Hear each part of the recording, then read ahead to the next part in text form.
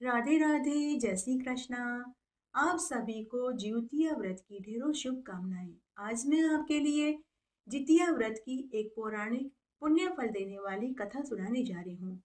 कथा हमेशा पूरी सुननी चाहिए। अधूरी कथा सुनने का फल प्राप्त नहीं होता, बल्कि इसका पाप चढ़ जाता है।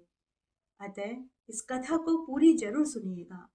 अगर कथा आपको पसंद आए तो अपने दोस्तों रिश्तेदारों में जरूर शेयर करना। वीडियो को लाइक करना, चैनल सब्सक्राइब करना न भूलना। इससे मेरा आगे आने वाला वीडियो आपको सबसे पहले प्राप्त होगा। अगर आपको ये कथा अच्छी लगे तो कमेंट बॉक्स में ज्योतिया भगवान की जय जरूर लिखिएगा। इससे आपको कथा सुनने का संपूर्ण फल प्राप्त होगा। आपके ऊपर ज्योतिया भगवान की कृपा हमेशा बरसती रहेगी। ज्योतिया भगवान आपके पुत्र पौत्र को दीर्घायु और स्वस्थ रखें।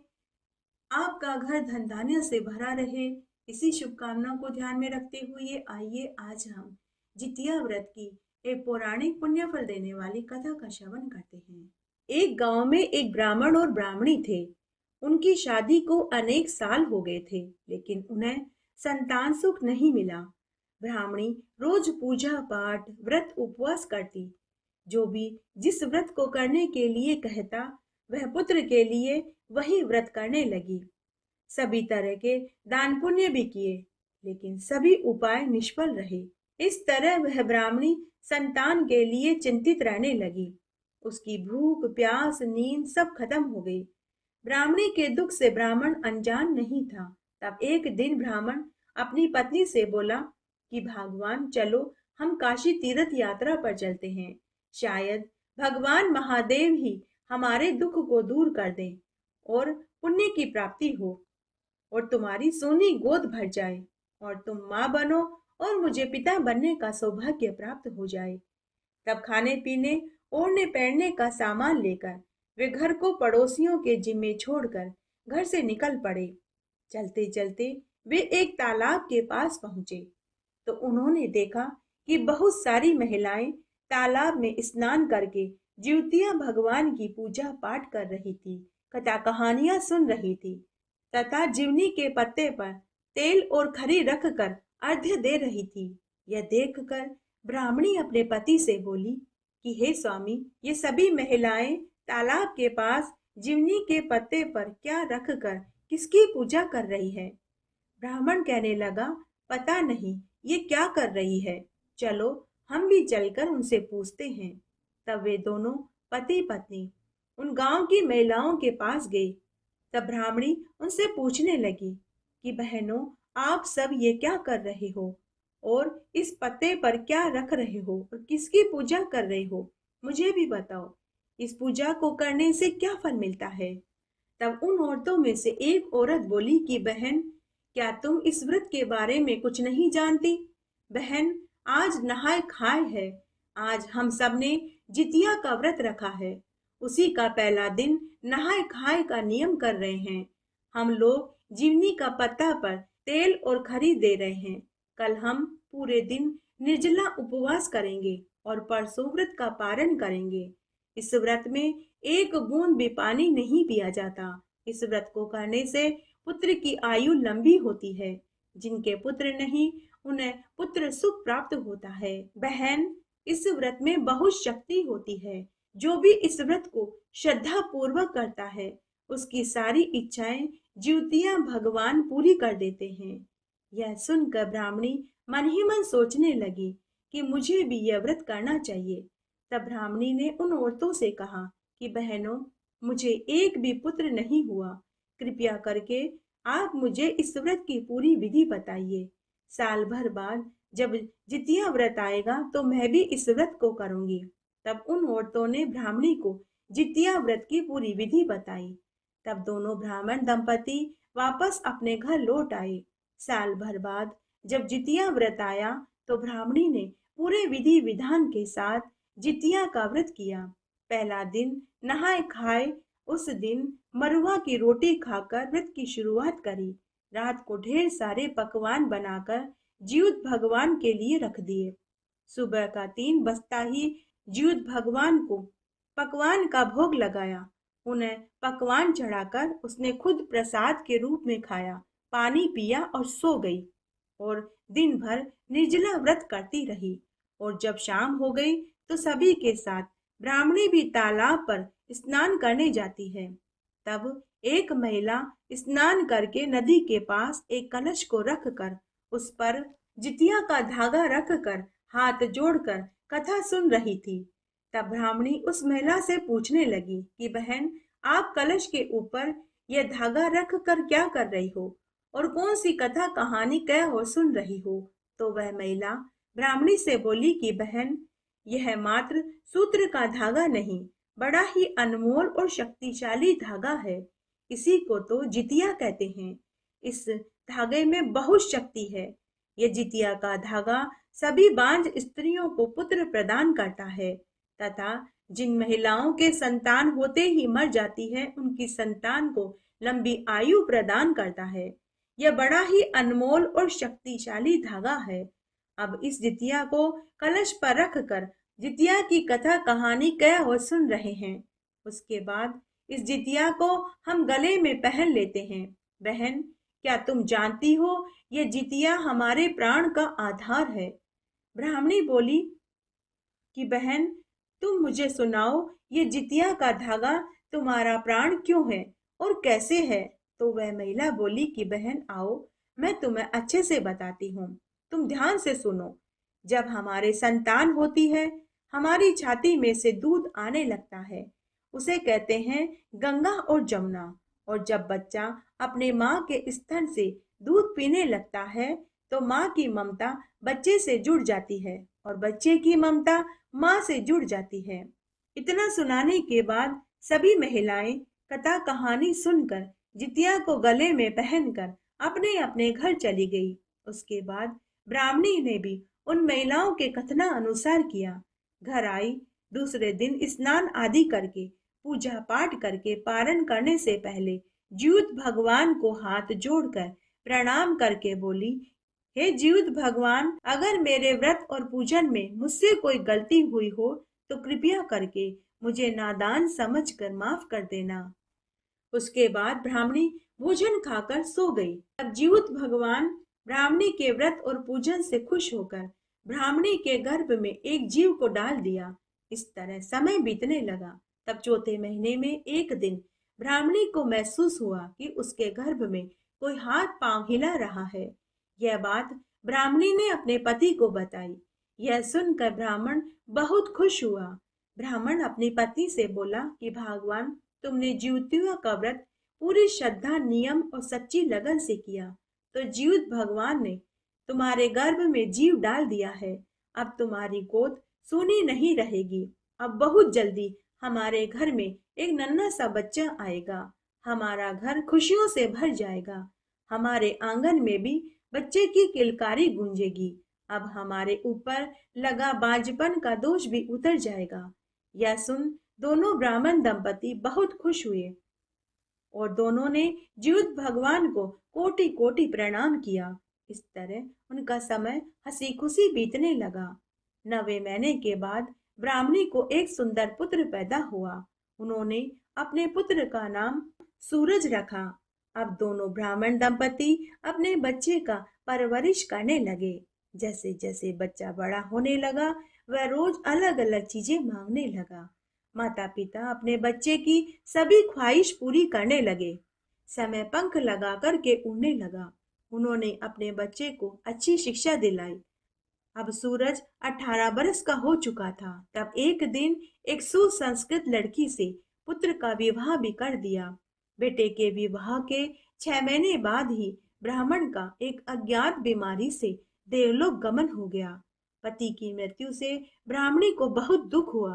पति की मृत्यु से ब्राह्मणी भी बीमार रहने लगी। तब एक दिन उसने भी बिस्तर पकड़ लिया। अब ब्राह्मणी ऐसी बीमार पड़ी कि वह उठकर एक गिलास पानी भी नहीं पी सकती थी। तब एक दिन ब्राह्मणी अपने पुत्र से बोली कि बेटा, मेरी तबीयत ठीक नहीं है, तुम मुझे एक गिलास पानी पिला दो। तो उसका बेटा सूरज बोला कि माँ, तुम खुद उठकर पानी पी लो, मैं तुम्हारे लिए पानी लेकर नहीं आऊंगा। माँ बेचारी बार बार अपने बेटे से विनती करती रही कि पुत्र, मेरे शरीर में इतनी ताकत नहीं कि मैं खुद उठकर पानी पी सकूं। बेटा, तुम मुझे एक गिलास पीने का पानी दे दो। लेकिन बेटे ने बड़ी ही बेरुखी से इनकार कर दिया और घर से बाहर चला गया। बेचारी ब्राह्मणी खुद से उठकर दीवार पकड़कर रसोई तक जाती और पानी पीती। इस तरह ब्राह्मणी का समय बीतने लगा। ब्राह्मणी अब 80 बरस की हो चुकी थी। उसके मुंह में दांत नहीं रहे, आंखों से दिखाई नहीं देता था, बाल सफेद हो चुके थे, शरीर में झुर्रियां पड़ चुकी थी। इस तरह वह अपने बेटे की बेरुखी को बर्दाश्त नहीं कर पा रही थी। दिन पर दिन वह सूखती जा रही थी। बुढ़ापे में मनुष्य का मन बच्चे जैसा हो जाता है। अब उस ब्राह्मणी का भी कभी मीठा खाने को मन करता तो कभी चटपटी चीज खाने का मन करता, जैसे एक बच्चे का मन होता है। ठीक वैसा ही ब्राह्मणी का भी मन हो चुका था। एक दिन की बात है, मूसलाधार बारिश हो रही थी। उस दिन ब्राह्मणी का मन हलवा और पकौड़ी खाने का हुआ। तो ब्राह्मणी अपने बेटे से बोली कि बेटा, मेरा मन हलवा और पकौड़ी खाने का हो रहा है। कड़वी दवाइयाँ खाने से मेरी जीभ कड़वी हो गई है, मेरा मुंह कसेला हो रहा है। आज तुम बहू से कहकर मेरे लिए हलवा और पकौड़ी बनवा दो। लेकिन बेटे ने कहा कि माँ, इस उम्र में ऐसा भोजन करोगी तो पेट खराब हो जाएगा, तुम्हें दस्त लग जाएंगे, तुम्हारी गंदगी के काम कौन करेगा, तुम दलिया और दाल रोटी ही खाया करो। ब्राह्मणी रोज अलग अलग चीज खाने को मांगती, लेकिन एक दिन भी बेटे ने अपनी माँ की पसंद की एक भी चीज बनाकर के नहीं खिलाई। तब एक दिन ब्राह्मणी ने देखा कि उसकी बहू कुछ भी चीज उसके बेटे से मांगती तो उसका बेटा भागकर उसके लिए वही चीज लाकर दे रहा था। यह देख ब्राह्मणी दुखी हो गई।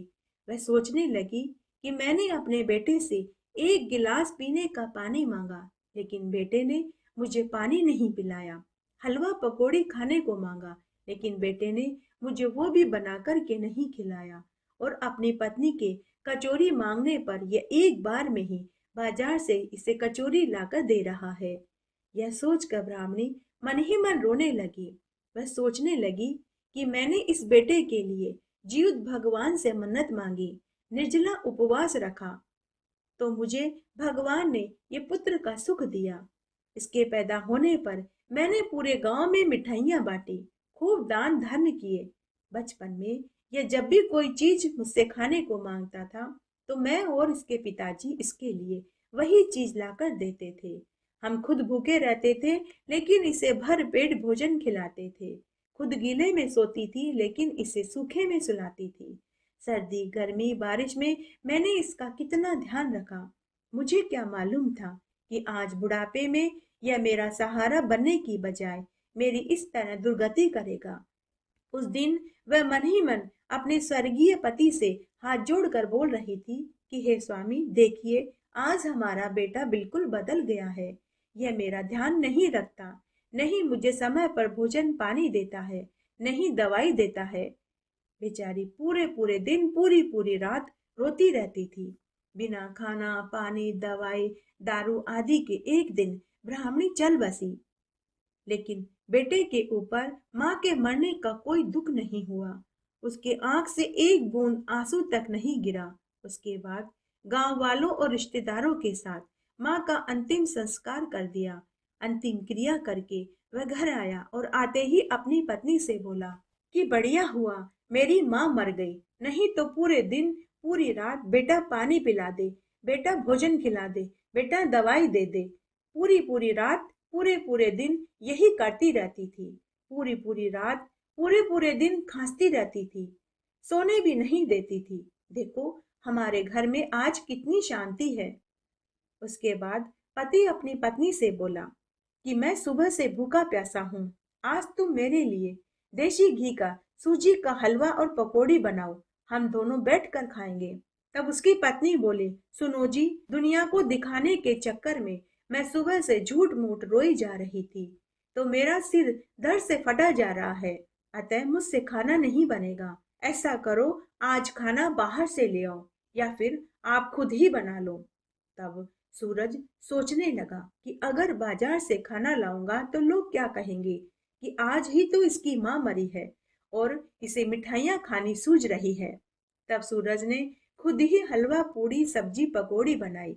फिर दोनों ने भोजन खाया और सो गए। अब उसकी पत्नी रोज कोई न कोई बहाना बनाकर घर का कामकाज करने से मना करने लगी।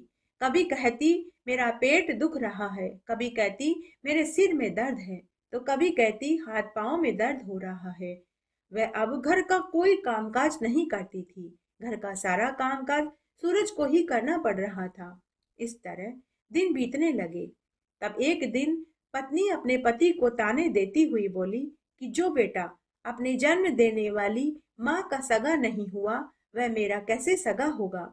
अरे तुमने कभी अपनी माँ के मांगने पर पानी का एक गिलास तक नहीं पिलाया, उसकी अंतिम इच्छा तक कभी पूरी नहीं करी, उसे समय पर भोजन पानी दवाई तक नहीं दी। जिस माँ ने तुम्हें पाल पोस कर बड़ा किया, तुम्हारी सभी इच्छाएं पूरी करी, उसी जन्म देने वाली माँ का तुमने कभी कहना नहीं माना, तो तुम मेरा कैसे कहना मानोगे। रोज रोज पत्नी अब ताने देने लगी, जिससे उनमें लड़ाइयां बढ़ गई। एक दिन उसकी पत्नी अपने पति को छोड़कर हमेशा हमेशा के लिए मायके चली गई। अपनी माँ की सेवा न करने से चंदन को पाप दोष लगा।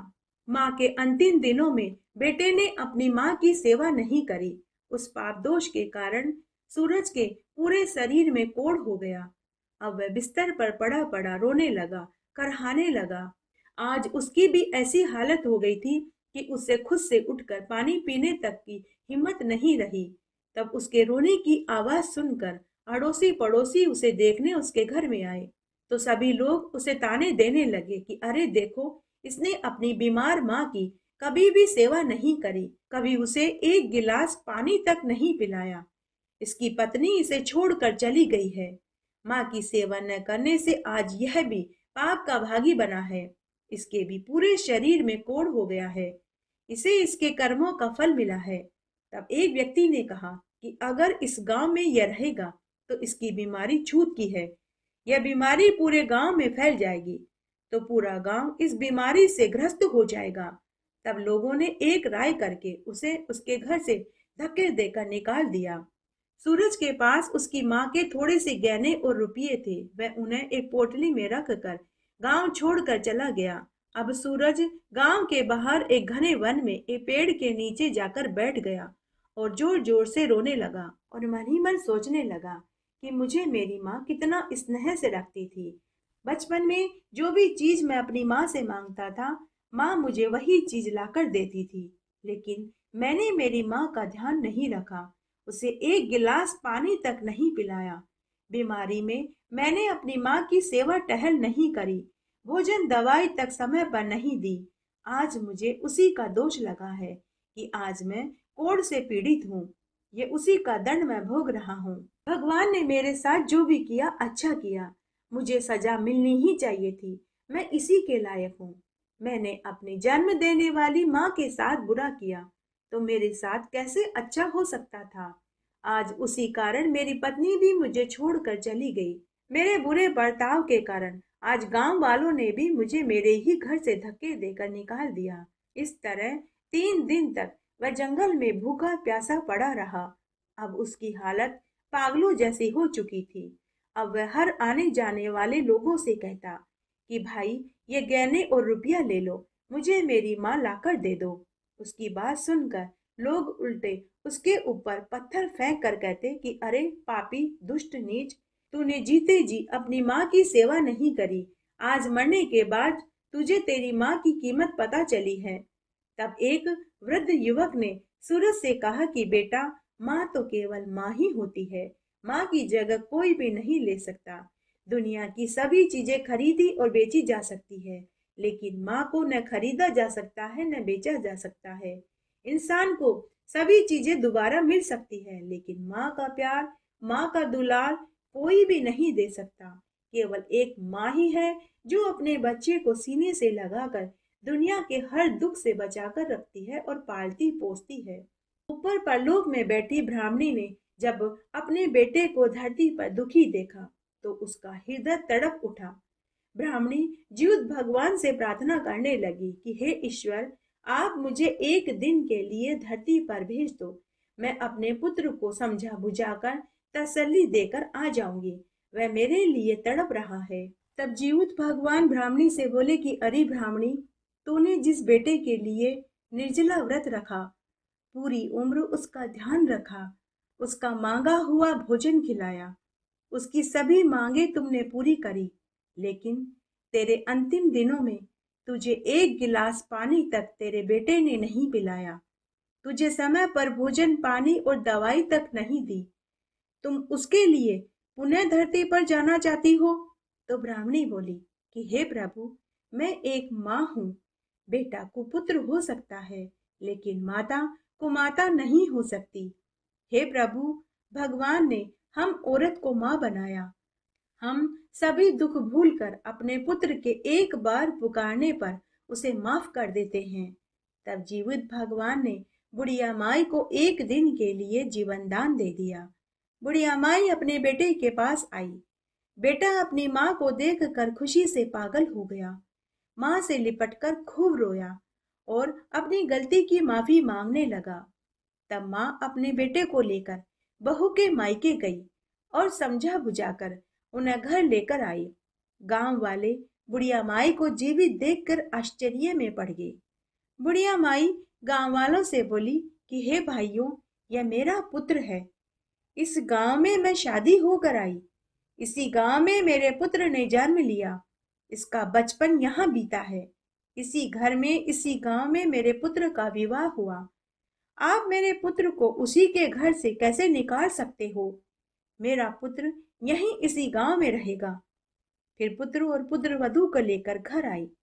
बेटा अपनी माँ के लिए पानी और भोजन लेकर आया और अपनी माँ से बोला कि माँ, भोजन खा लो, पानी पी लो। अब मैं रोज तुम्हारी सेवा टहल किया करूंगा, तुम्हें गरम गरम भोजन खिलाया करूंगा।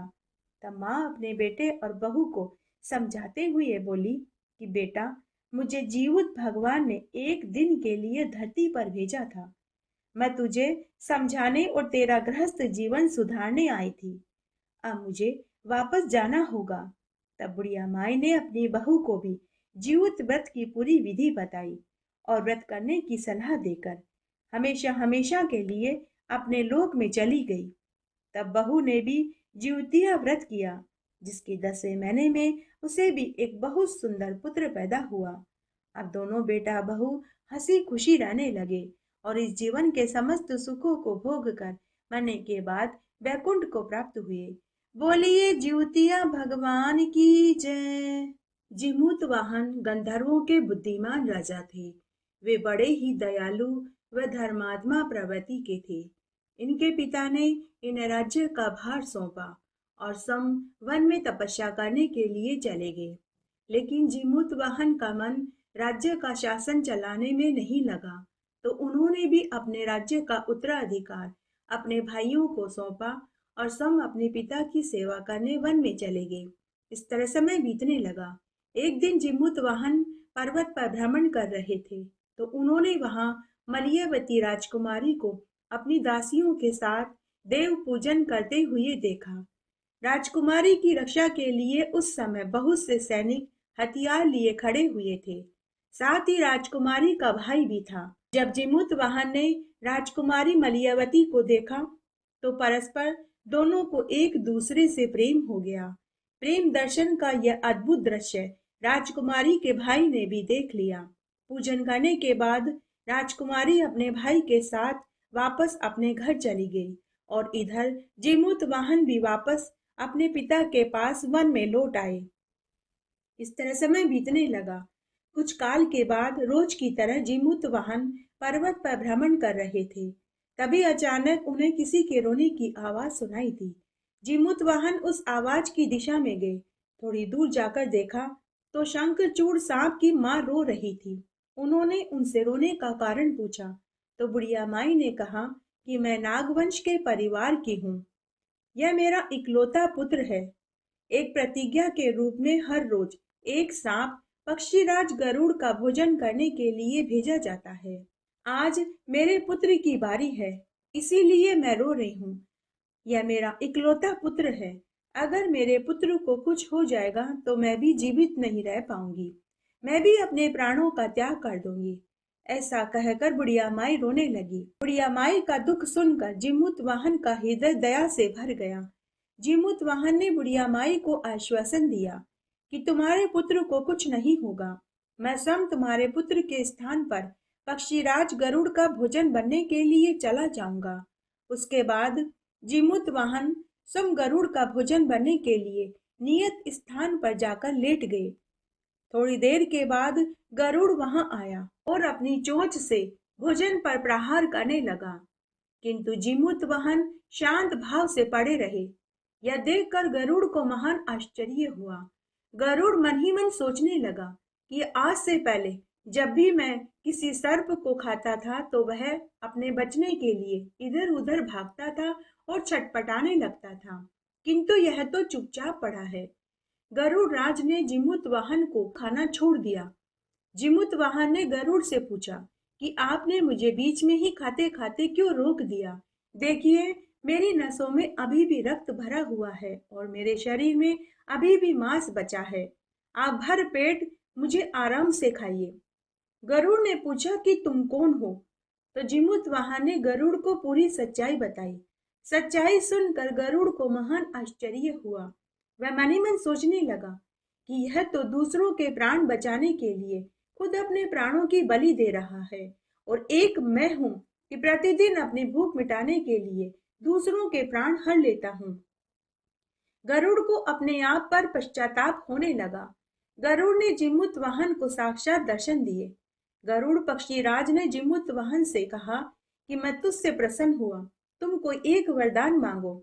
जिमुत वाहन ने गरुड़ राज पक्षी से कहा कि हे गरुड़ राज, अगर आप मुझे वर देना चाहते हैं तो यह वर दीजिए कि आज तक आपने जितने भी सर्पों को खाया है आप उन्हें जीवित कर दीजिए। साथ ही आप मुझे वचन दीजिए कि आज के बाद आप किसी भी सर्प को नहीं खाएंगे। तब गरुड़ ने तथास्तु कहकर अपना धर्म निभाया। जिस समय यह घटना घटित हो रही थी उस समय राजकुमारी मलयवती, उसका भाई और माता पिता भी देख रहे थे। जिमुत वाहन के इस कार्य से वे सभी प्रभावित हो गए। तब मलयवती के माता पिता ने अपनी बेटी का विवाह जिमुत वाहन से खुशी खुशी कर दिया और खूब सारा दान दहेज देकर विदा कर दिया। जिस दिन यह घटना घटित हुई वह आश्विन मास की अष्टमी तिथि थी। तभी से यह व्रत करने की परंपरा शुरू हुई। बोलिए जिमुत वाहन भगवान की जय। एक बार महाभारत युद्ध में अपने पिता गुरु द्रोणाचार्य की मृत्यु का बदला लेने की भावना से अश्वत्थामा पांडवों के शिविर में घुसकर पांडवों को मारने पहुंचा।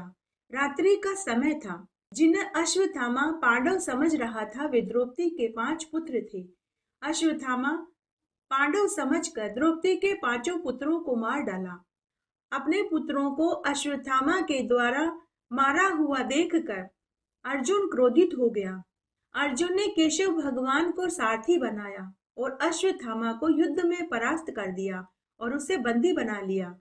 तब गुरु पुत्र को मारने से ब्रह्महत्या का पाप लग जाता। यह देखकर युधिष्ठिर के कहने और भगवान कृष्ण के समझाने पर एक उपाय बनाया गया, जिसमें युधिष्ठिर ने अर्जुन से कहा कि हे अर्जुन, ब्राह्मण के सिर के बाल मुंडवा दिए जाएं और चोटी काट दी जाए तो वह मरे हुए के समान ही होता है, क्योंकि एक ब्राह्मण का केस और चोटी उसकी आन बान और शान होती है। तब भगवान श्री कृष्ण ने अर्जुन से कहा कि हे अर्जुन, तुम गुरुपुत्र अश्वत्थामा को मत मारो। अगर तुम गुरुपुत्र अश्वत्थामा को मारोगे तो तुम्हारे ऊपर ब्रह्महत्या का दोष चढ़ जाएगा। अतः तुम इस अश्वत्थामा के बाल मुंडवा दो और चोटी काट दो, साथ ही इसकी मणि छीन लो और फिर इसे छोड़ दो। इस तरह से करोगे तो भी यह मरे हुए के समान ही कहलाएगा। तब ऐसा ही किया गया। अश्वत्थामा ने अपने इस अपमान का भी बदला लिया। तब उसने अमोद अस्त्र का प्रयोग करके उत्तरा के गर्भ में पल रहे बच्चे के ऊपर छोड़ दिया, ताकि पांडवों का पूरा वंश ही खत्म हो जाए। तब पांडव अश्वत्थामा के छोड़े गए अमोद ब्रह्मास्त्र का तोड़ नहीं कर पाए, तो उन्होंने भगवान कृष्ण की शरण ली। तब भगवान श्री कृष्ण ने सूक्ष्म रूप बनाकर उत्तरा के गर्भ में प्रविष्ट होकर उसके गर्भ की रक्षा करी। भगवान कृष्ण ने अपने सभी पुण्यों का फल उत्तरा के गर्भ में मरी संतान को सौंप दिया, जिससे वह जीवित हो गया। भगवान कृष्ण की कृपा से गर्भ में मरकर जीवित होने से इस बच्चे को जीवित पुत्री का नाम दिया गया। यही आगे चलकर राजा परीक्षित बना। संतान की लंबी उम्र के लिए जीवतीवा व्रत रखने की परंपरा तभी से चली आ रही है। बोलिए जीवतीवा भगवान की जय। नर्मदा नदी के तट पर कंचनबटी नाम का एक प्रसिद्ध नगर था। उस नगर के राजा का नाम मलय केतु था। मलय केतु तट पर बालूहटा नाम की एक मरुभूमि थी। वहां वट का एक विशाल वृक्ष था। उस वृक्ष के ऊपर एक चील रहती थी और पेड़ के नीचे सियारिन रहती थी। चील और सियारिन दोनों पक्की सहेलियां थी। दोनों आपस में मरे हुए पशु पक्षी के मांस को बांटकर खाया करती थी। तब एक दिन की बात है, आश्विन मास का महीना चल रहा था। गांव की कुछ महिलाएं वहां नर्मदा नदी के तट पर स्नान करने आई और वहां वे पूजा पाठ करने लगी। जितिया व्रत की कथा कहानियां और महात्म्य को सुनाने लगी और जीवित भगवान की पूजा करने लगी। तब उन्हें ऐसा करते हुए चील और सियारिन ने देख लिया। तब उन्हें देखकर चील व सियारिन ने भी जितिया व्रत करने का निर्णय लिया। लेकिन जिस दिन उनका व्रत था उसी दिन शहर के एक बहुत बड़े व्यापारी की मृत्यु हो गई। उसका दाह संस्कार उसी मरु स्थल पर किया गया। जब अंतिम संस्कार की क्रियाएं चल रही थी कि तभी बहुत तेज आंधी तूफान आ गया। तो गांव के सभी लोग शव को अधजला छोड़कर जान बचाकर अपने अपने घर चले गए। सियारिन मृत शरीर के मांस को देखकर अपनी भूख को रोक नहीं पाई और उसने व्रत को बीच में ही छोड़ दिया और शव के मांस को खा लिया। परंतु चील ने पूरे संयम सच्चे हृदय से व्रत को पूरा किया। दूसरे दिन व्रत का पारणा किया। इस तरह समय बीतने लगा। कालांतर में दोनों की मृत्यु हो गई। अगले जन्म में चील और सियारिन एक ब्राह्मण के घर पैदा हुई। उस ब्राह्मण का नाम ब्रह्मदत्त शर्मा था। ब्रह्मदत्त शर्मा नगर के राजा के दरबार में राज्य ज्योतिषी का कामकाज देखता था। चील ब्राह्मण की बड़ी बेटी बनी। ब्राह्मण ने अपनी बड़ी बेटी का नाम शीलवती रखा, जबकि सियारिन ब्राह्मण की छोटी बेटी बनी। इसका नाम ब्राह्मण ने कपूरावती रखा। ब्राह्मण ने अपनी दोनों बेटियों को अच्छी शिक्षा दीक्षा दी।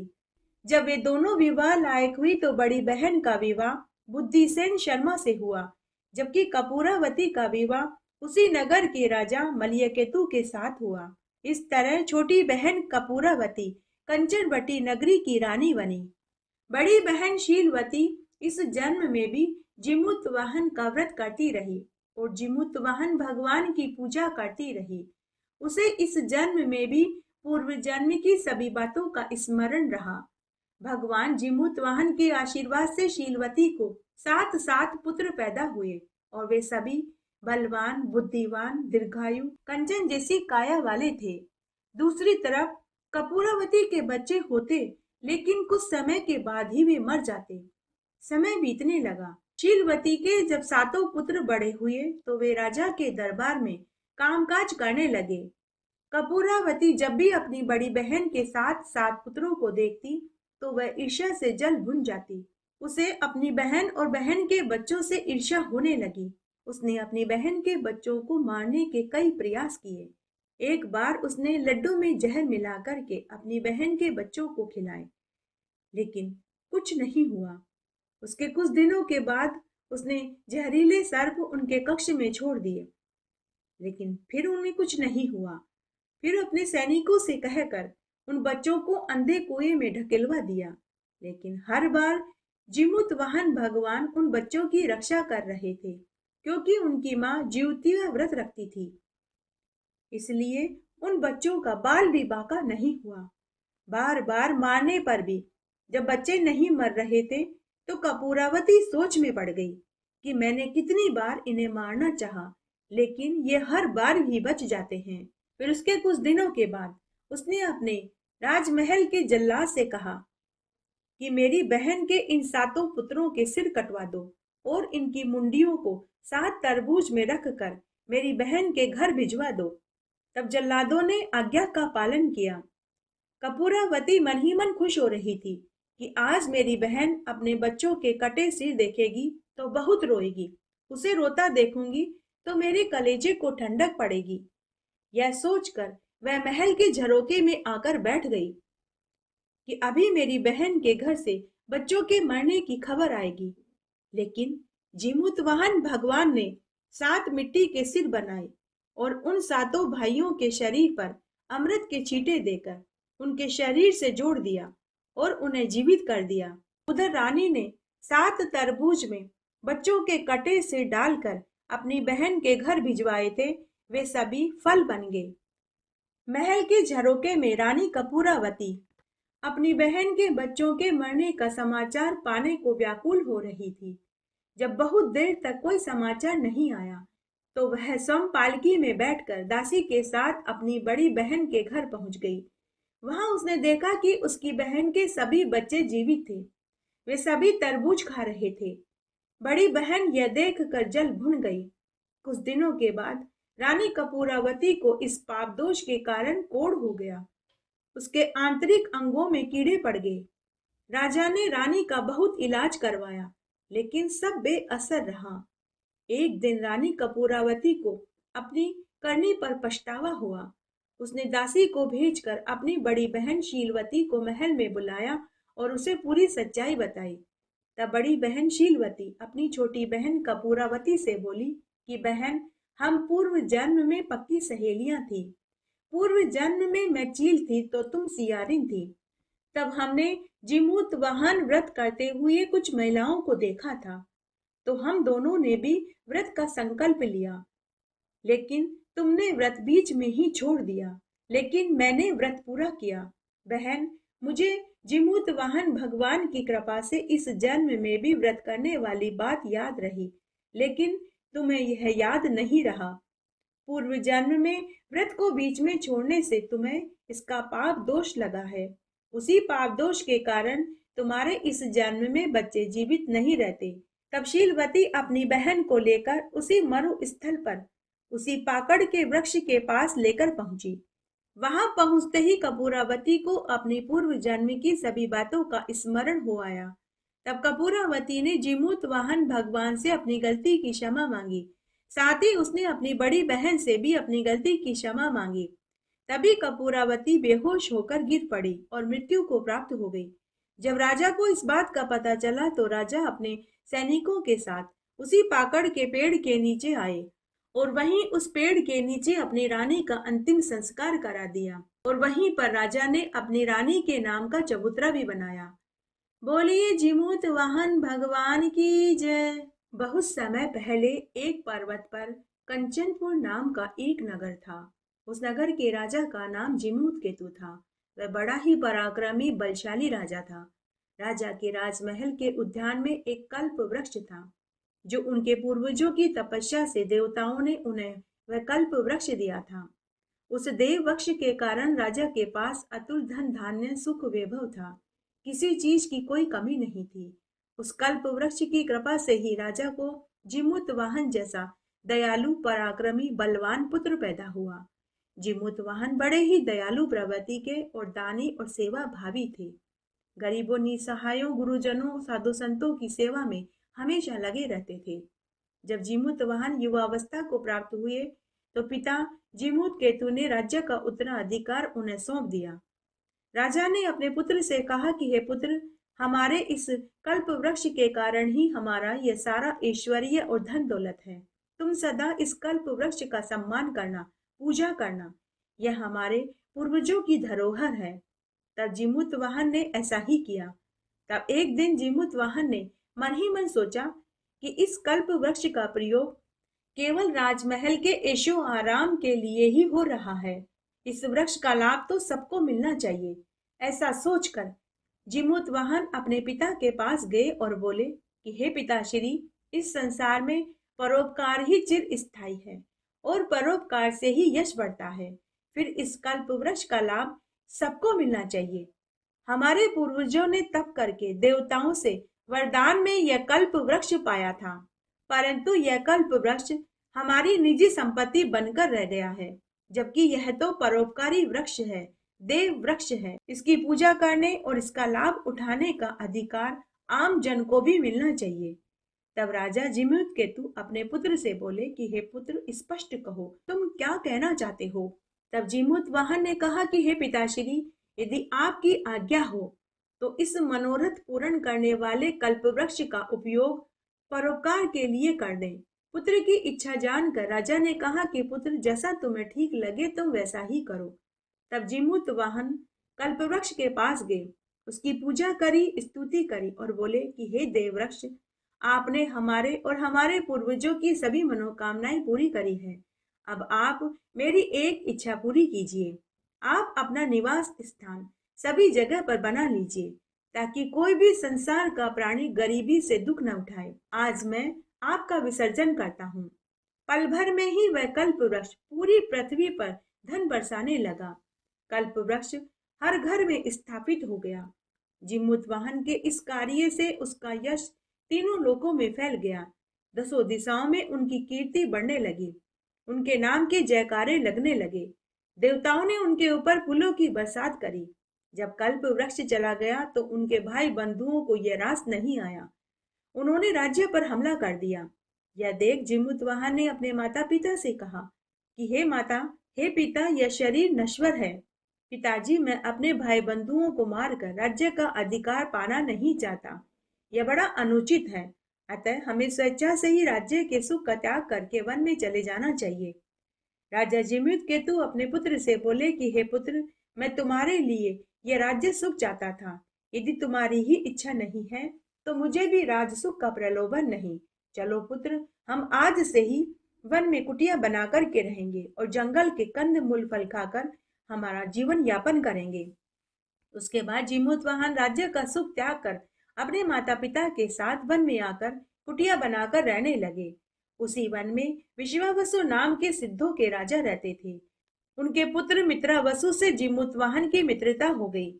तब एक बार जिम्मुत वाहन उपवन में घूमते घूमते भवानी गौरी के मंदिर में पहुंचे। वहां राजकुमारी मलियावती अपनी सखियों और दासियों के साथ माँ गौरी की पूजा कर रही थी।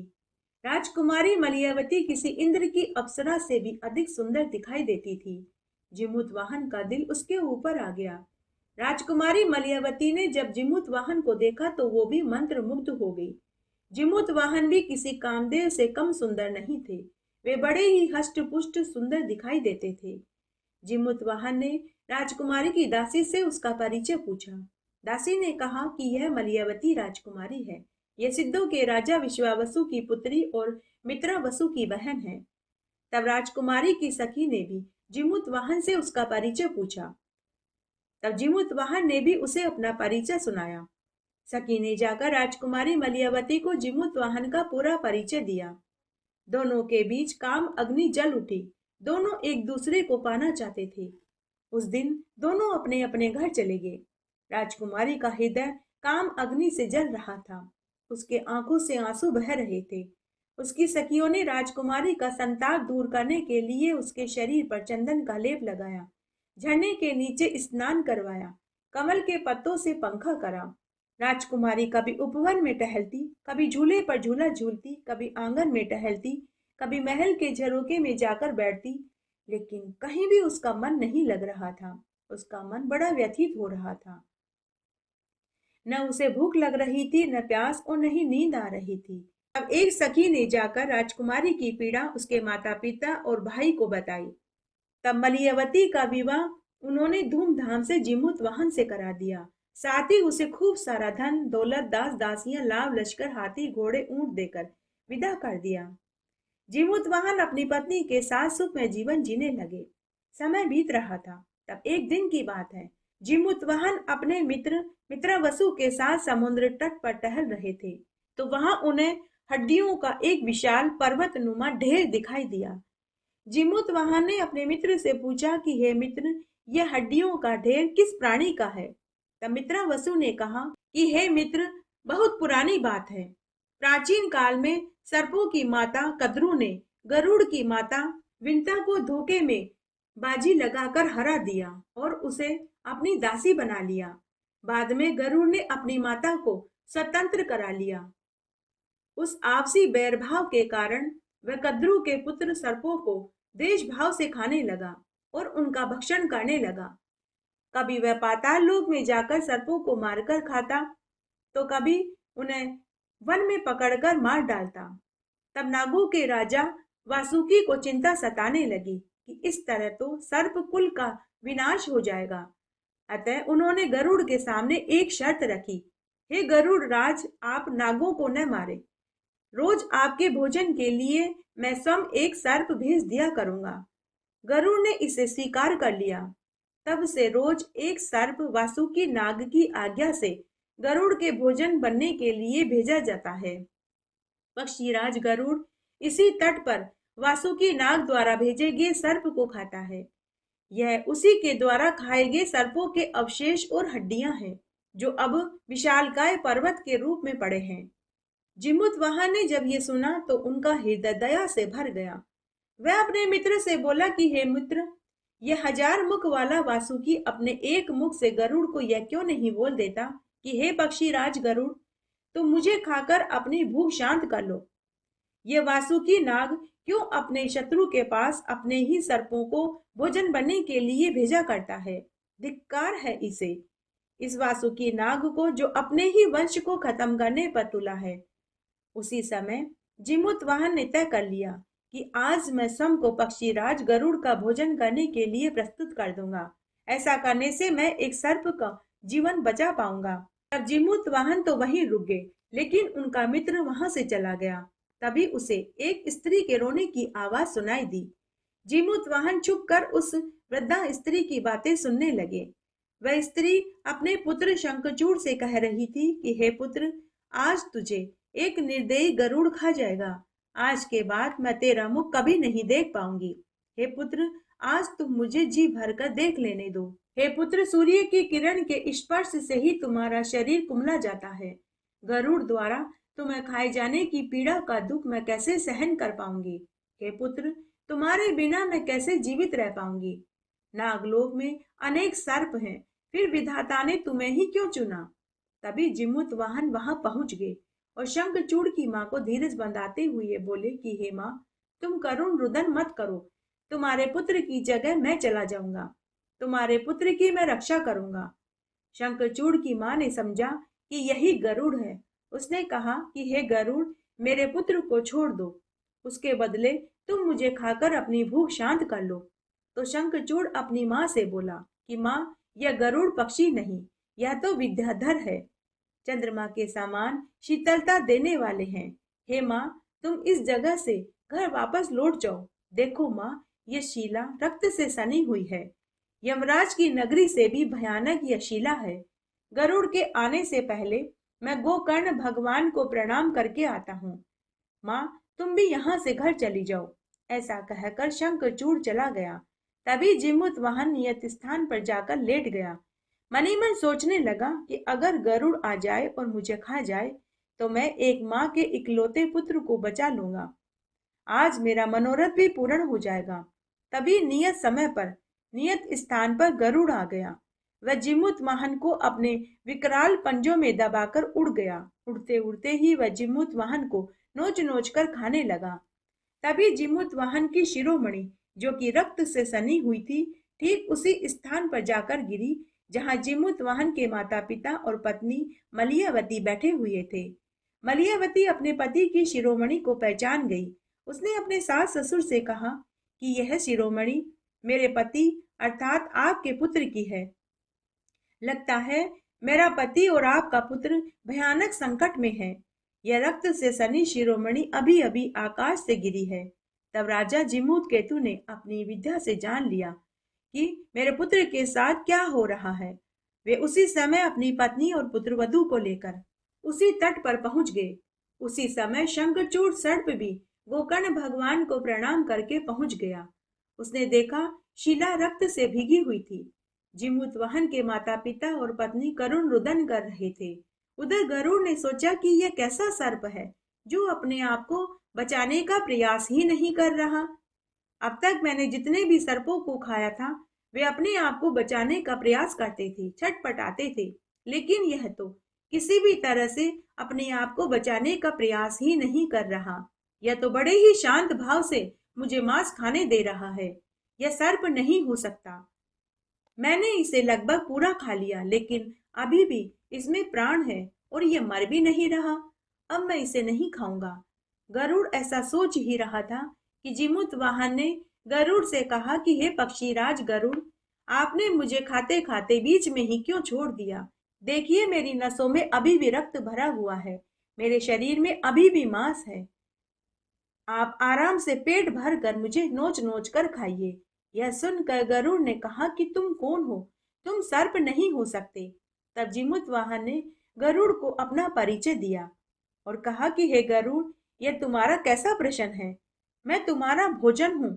तुम निर्ममता से मुझे मार कर अपना पेट भरो और भूख शांत करो। जब वे आपस में बातें कर रहे थे कि तभी शंखचूड़ भी वहां पहुंच गया। उसने गरुड़ से कहा कि हे गरुड़ राज, तुम इसे छोड़ दो। तुम्हारा भोजन तो मैं हूँ। देखो, मेरी दोनों जुबान और मेरा फण, मैं ही शंखचूड़ हूँ। वासुकी नाग ने ही मुझे तुम्हारा भोजन बनने के लिए यहाँ भेजा था। तभी जीमूतवाहन के माता पिता और पत्नी भी वहां पहुंच गए और करुण रुदन करने लगे। उन्हें देखकर गरुड़ को पछतावा होने लगा। तब गरुड़ मनी मन सोचने लगा कि आज मैंने एक बोधिसत्व को खा लिया, जिसका यश तीनों लोकों में फैला हुआ है। यदि यह मर गया तो इसके लिए मुझे अग्नि परीक्षा देनी पड़ेगी, तब भी शायद मैं पाप दोष से न छूट पाऊं। गरुड़ जब ऐसा सोच ही रहा था कि तभी जीमूतवाहन ने अपने माता पिता और पत्नी की ओर देखा और उसके प्राण पखेरु उड़ गए। अपने पुत्र को मृत देखकर उसके माता पिता और पत्नी करुण विलाप करने लगे। राजकुमारी मलयावती अपने पति की मृत देह को गोद में लेकर रोने लगी और माता अंबिका से विनती करने लगी कि हे माते, अगर मैंने आपकी पूजा पूरी निष्ठा और लगन से करी है तो आज आपको मेरे पति को जीवित करना ही होगा। तभी माँ अंबिका वहां प्रकट हो गई और अपने कमंडल में से अमृत के छींटे जीमूतवाहन के शरीर पर डाल दिए तो वह जीवित हो गया। उसके सभी अंग, अस्थि पंजर सब ठीक हो गए। वह पहले से भी अधिक सुंदर, बलवान, कांतिमय हो गया। माँ अंबिका ने मलयावती से कहा कि हे पुत्री, तेरा पति विद्याधरों का राजा कहलाएगा, चक्रवर्ती सम्राट बनेगा और एक युग तक राज्य करेगा। ऐसा आशीर्वाद देकर माँ अंबिका अंतर्ध्यान हो गई। उसी समय स्वर्ग से उनके ऊपर फूलों की बरसात होने लगी, दुंदुभियां, नगाड़े बजने लगे। तब गरुड़ ने जीमूतवाहन से कहा कि हे चक्रवर्ती सम्राट, मैं तुमसे प्रसन्न हुआ। तुम्हारा यश तीनों लोकों में होगा, 10 दिशाओं में तुम्हारी कीर्ति फैलेगी। तुम्हारा नाम पूरे ब्रह्मांड में स्वर्ण अक्षरों में लिखा जाएगा। हे पुत्र, तुम मुझसे कोई भी एक वर मांग लो, मैं तुम्हें वर देना चाहता हूँ। तब जीमूतवाहन ने पक्षीराज गरुड़ से कहा कि हे पक्षीराज गरुड़, यदि आप मुझसे प्रसन्न हैं और वर देना चाहते हैं तो यह वर दीजिए कि आज तक आपने जितने भी सर्पों का भक्षण किया है उन्हें जीवित कर दो और आगे से कभी भी सर्पों को न खाने का वचन दीजिए। तब पक्षीराज गरुड़ ने जीमूतवाहन से कहा, तथास्तु, ऐसा ही होगा। तब गरुड़ राज ने सर्पों को न खाने का वचन दिया और अब तक जितने भी सर्पों का भक्षण किया था उन्हें जीवन दान दे दिया। बोलिए जीमूतवाहन भगवान की जय।